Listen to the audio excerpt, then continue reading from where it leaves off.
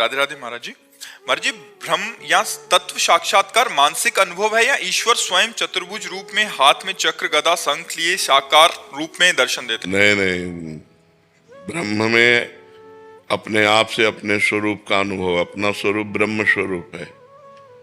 ये साकार दर्शन भगवान की भक्ति है, और भक्ति के द्वारा जब हम भगवान के जिस रूप का दर्शन चाहते हैं उस रूप का दर्शन होता है।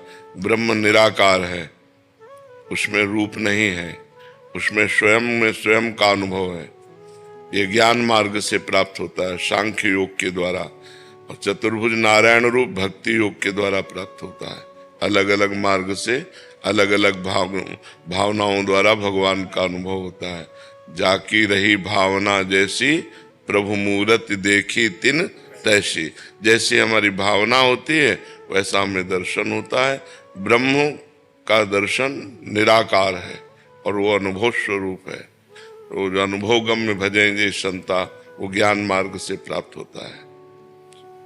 महाराज जी, साक्षात्कार की योग्यता कैसे बनती है? क्या केवल ज्ञान और भक्ति के द्वारा जीव स्वयं के साक्षात्कार की ओर अग्रसर हो जाता है? बिल्कुल बिल्कुल।